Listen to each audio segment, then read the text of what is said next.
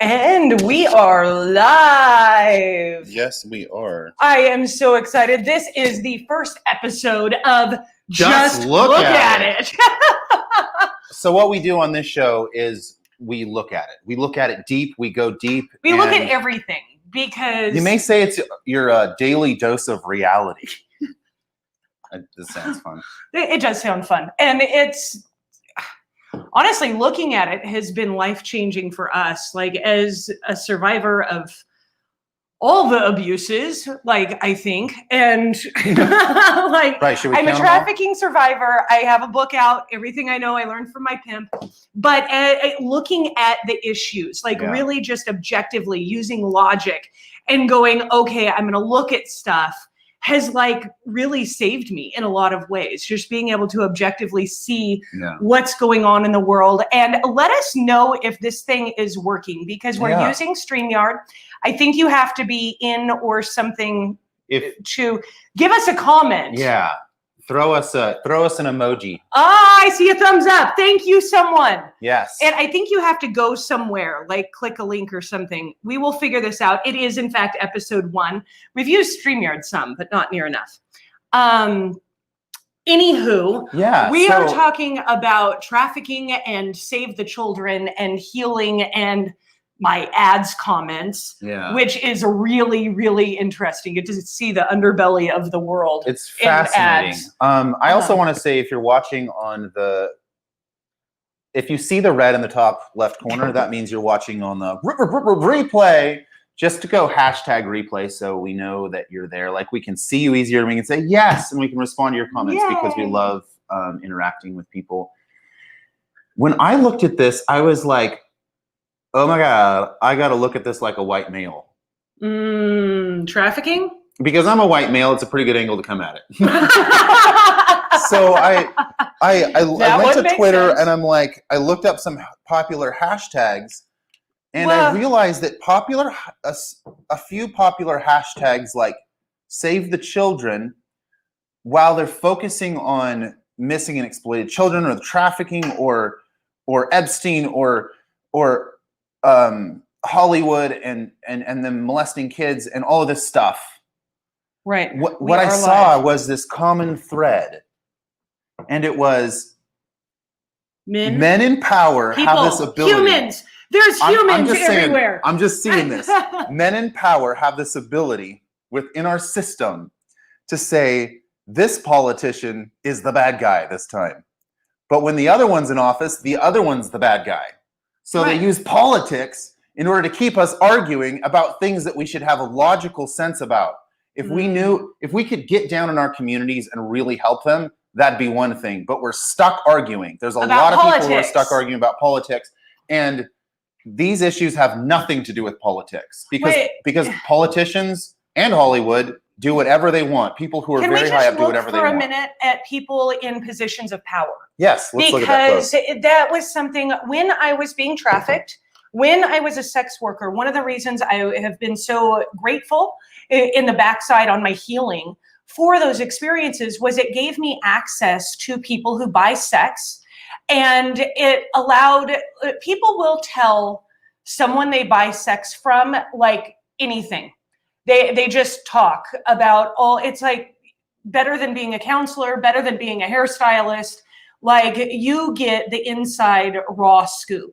And I had many politicians, many law enforcement, many judges, many pastors on every side in every dynamic. Like, that's it. All of them in some way have done something. And honestly, that's human too. All of us have messed up. But when you put someone in a position of power, they want what they can't have. Yeah. And that's normal. That's customary. Like, that's human nature to want what you can't have. So why wouldn't people in power who have everything that they need seek after the things that they can't have? Right. So it just depends on where their minds are then. Right. It just depends on what they think about all day long. And what is culturally, like, what are their peers getting? What are their peers doing? Like, peer pressure is real, even when you're a 50-year-old politician. Yeah. And then you have these good old boys clubs where Hi, Victoria. Oh, you just threw it up on the screen. Oh, That's how that this works. is how this works. Okay. Show puts it up on the screen. There's when you have people and they have too much power. Okay, so at the end of my time in the sex industry, I did BDSM type stuff. I was a dom. Right. And as a dom, you get paid considerably more. Mm-hmm. But because you're getting paid considerably more, your clientele has more money. Yeah. And when your clientele has more money, they're people in power. And it's messed up.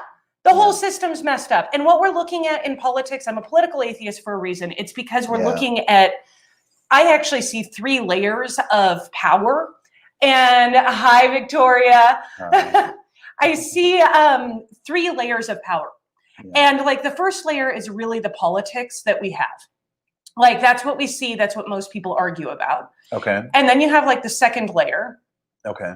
Are you tracking with me? I am tracking with you. Okay, you have like the second layer of power, and those are like on the back end of that, or like the Rothschilds and the people who have money. But there's a third layer of power of people that we don't even know about. Yeah. We don't know who they are. Unless you guys know, let me know. No, I don't think anyone knows. I think it's all hidden. And hey, I'm we argue over the first level. I'm willing to listen to logical explanations as to where this third level of power is hiding. Right. Or it's in plain sight. What I think, God, there's just so many arguments.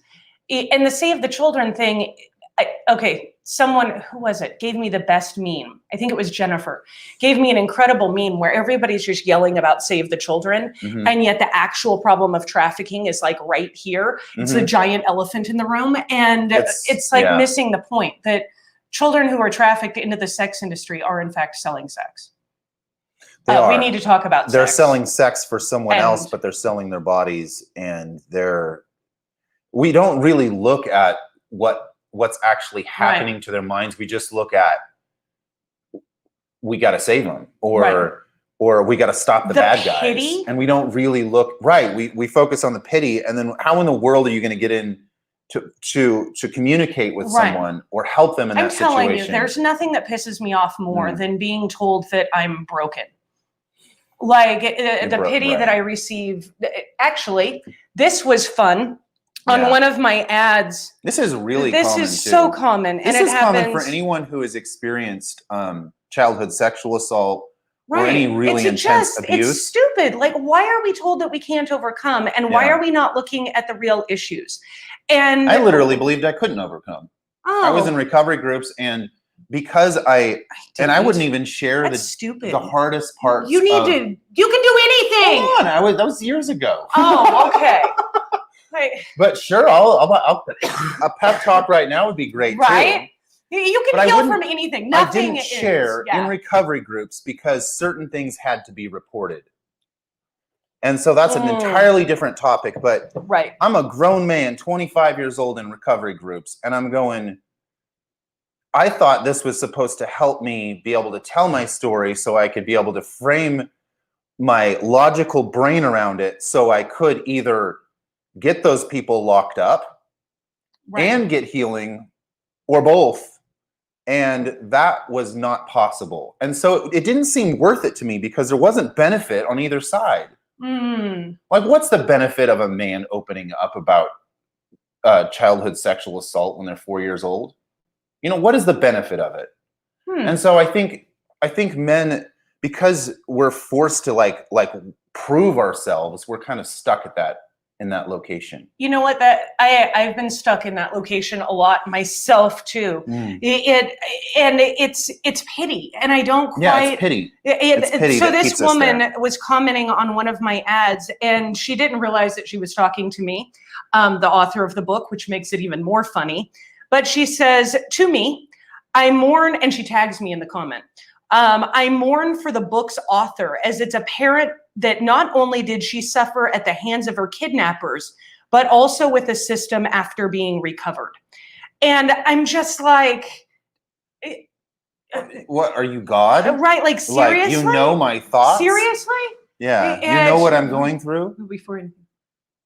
Right? You have to. Yeah, Okay, yeah, that in my is such a book. good point. I think Yes, the world Victoria. is just happy in the negative for some reason. Sadly. Yep. So true. Like if you don't look at it head on, you're always going to be either sad or angry. Right.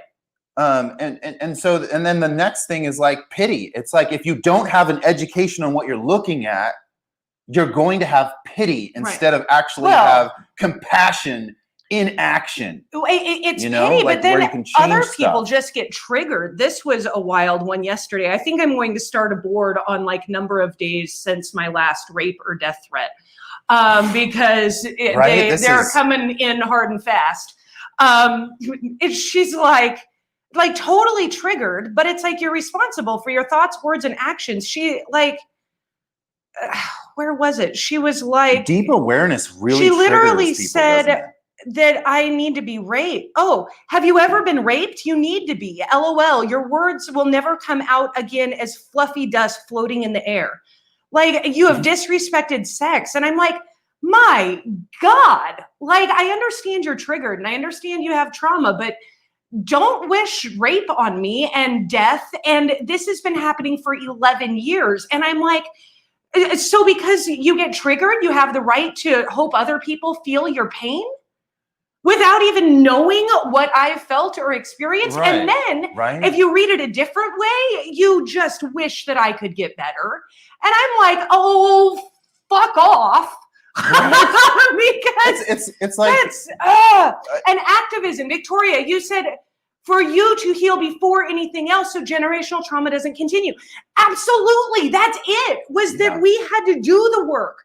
We did it ourselves. We helped people slowly along the way. Like we did it. We did the work. And that's how we've always done it. That's still how we coach. Is we are very open and raw and vulnerable. And that's the beauty of it, is that we're all humans and you get better and you learn from those experiences. Yeah. But the projection is insane. So when are we just going to hear people and look with logic? So Victoria brings up this point. She's probably speaking things she feels about herself. Absolutely. Very likely. And then there's she said it. It was true. It was literally. She spelled it out. It's 3 pages. Look at this. Yeah. 1, 2, 3 pages all of caps. Screenshots, all caps yelling. She came to my profile to do this. Now, I didn't even respond. I literally just saw it, blocked her, screenshot it, and was just like, wow. Yeah. But it is a lack of discipline and humanism. And responsibility for your thoughts, words, and actions. Yeah. And why does trauma give you the right to go spew your shit on other people? Right. Like, that is not okay.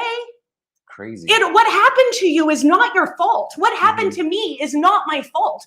But that does not give me the right to go swing around a dagger of trauma. I was hurt, so I'm just going to cut you up. Well, that's bullshit. There's this response. There's all different responses that people can have to trauma, and they can become very easily, depending on their pattern and their personality and so forth, they can become this victor. So no matter how bad somebody else's pain is, their pain is always worse, and they're always the one who's more healed. That's also another tactic that traffickers use. So it's hard to know the difference between someone who's calling you out and giving you death threats, which one's a trafficker and who isn't.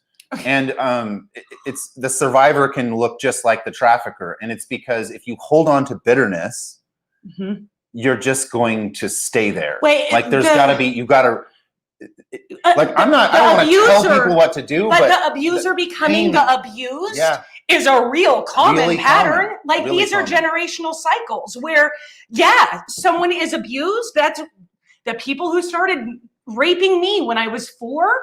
A 13-year-old boy doesn't wake up one day and go, geez, I want to go have sex with the 4-year-old next door.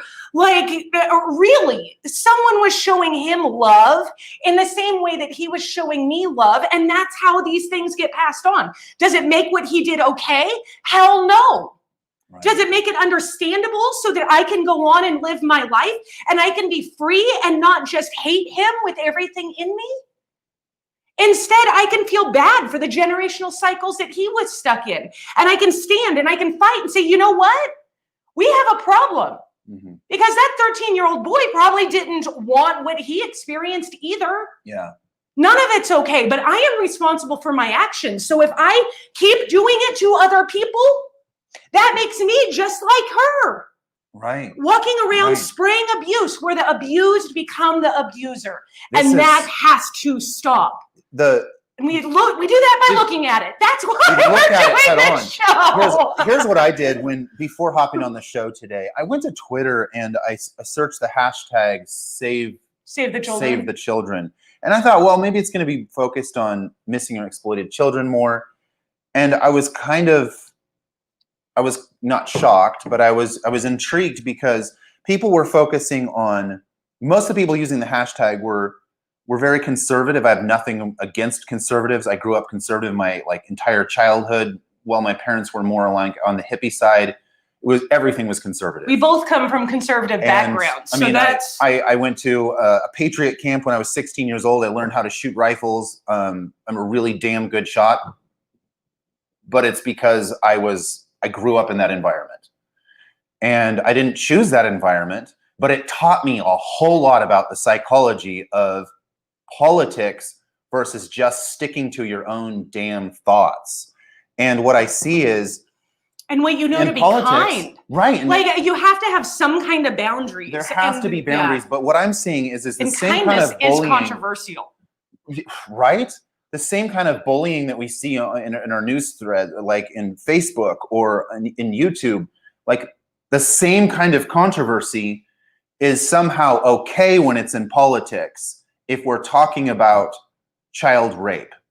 So what we're doing is, what I'm seeing when I look at Twitter, check this out.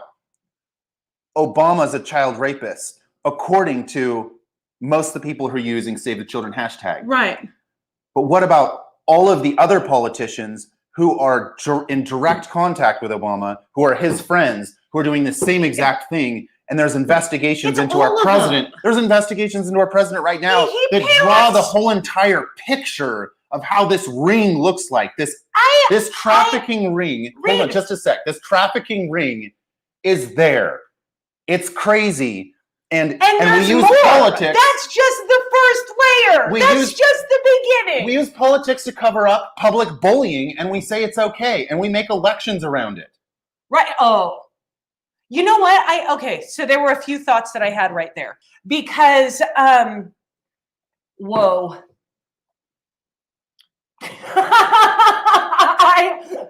I had it and I lost it. Because they're just going to save us one of these days. They're going to save us one of these days. If we just vote for them, they'll save us.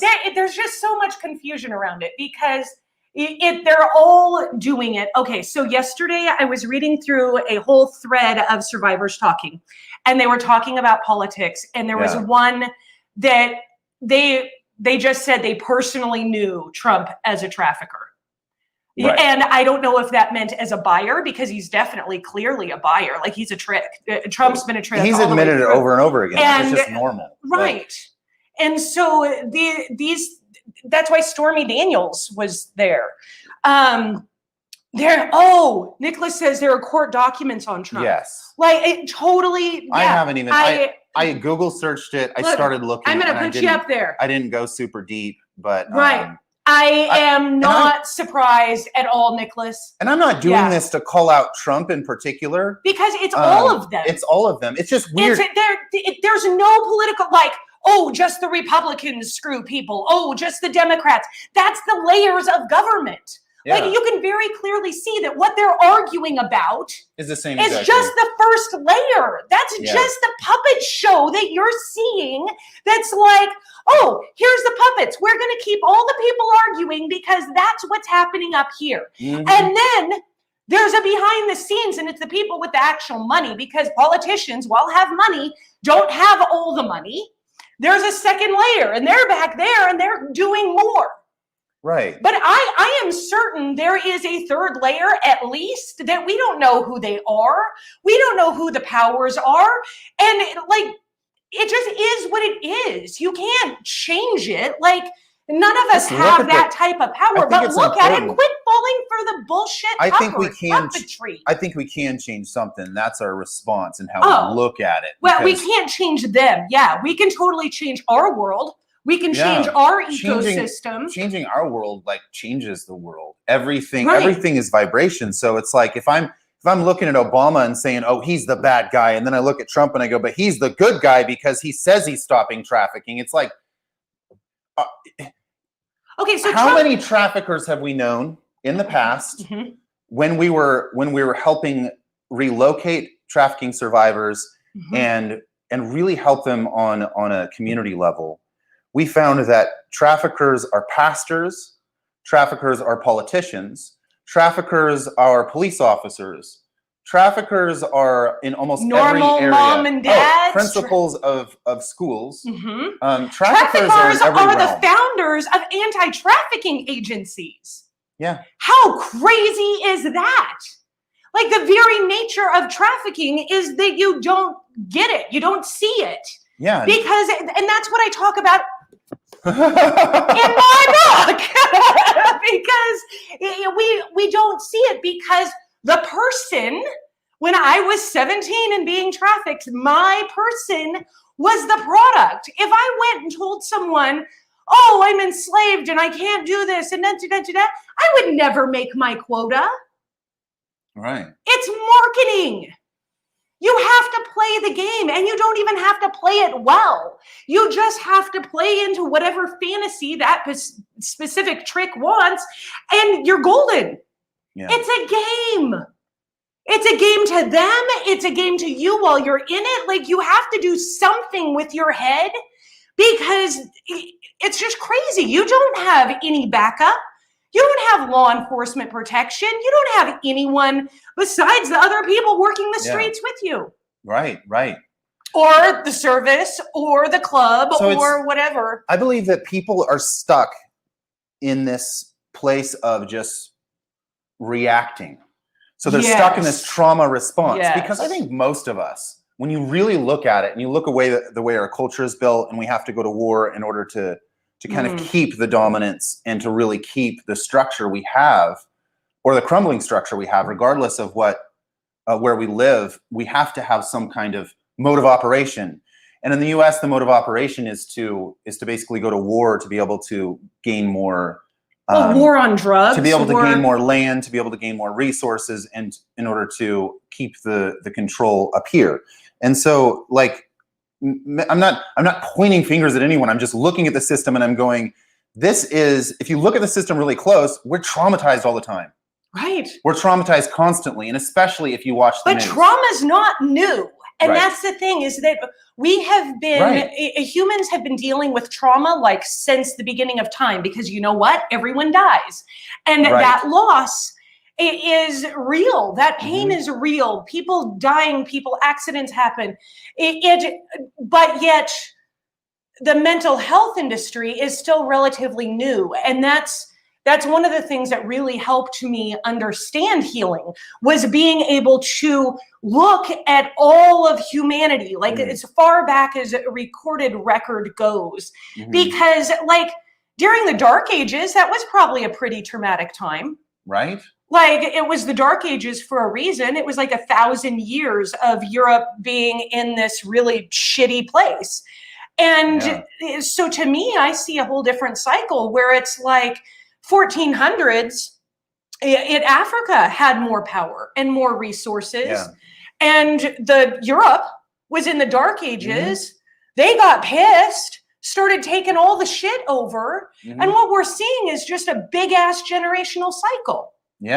This is like residual trauma from the Dark Ages that white people are living in. And we're relying on the same systems, even though we have technology to be able to get to the bottom of almost anything, except the third realm. I don't know what that is. Who's controlling behind the scenes? I don't know. Maybe it's us and we don't know it, and we just need to figure out how to get our shit together. Right? Maybe it's all karma.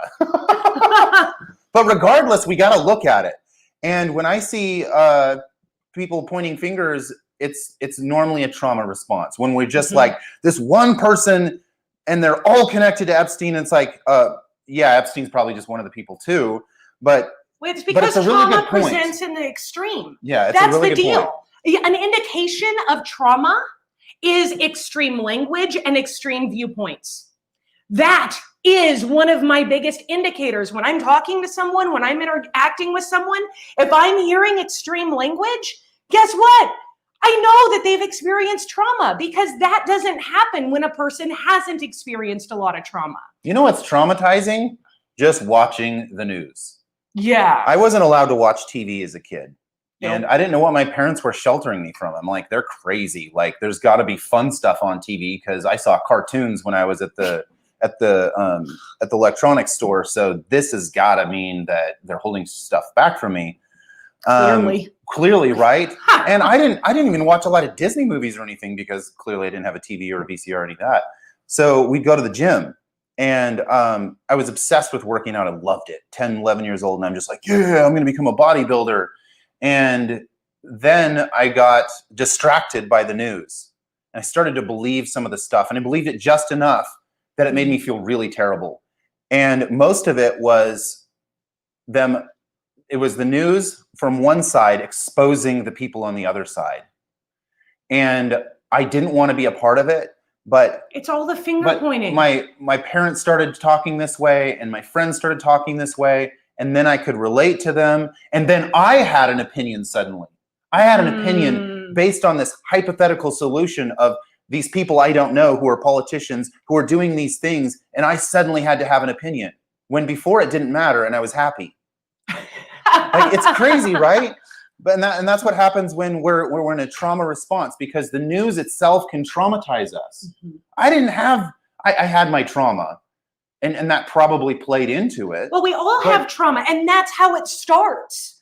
Because when you have trauma, and then you hear extreme language, you feel vindicated, you feel validated, you feel powerful. And like when I first went public with my story, I was just like, yeah, we're going to do something. And yet I had this check of wisdom that I'm actually really grateful that I listened to my intuition, because I was like, I don't have all the answers, but I can share my story. And so that's what I did. And when I told my story, lots of other survivors came forward, and I was able to start putting pieces together, because I was already 10, 12 years into my own healing journey and had been coaching people for a long time. And it just made sense. Like, it just, I don't know. But yes, Melinda, you are right. Extreme language equals trauma, because we get validated and it feels good. I had been sharing my story for like 4 years, 3 years, a number of years, before anyone ever came up to me and said, you know what? All of that wasn't your fault.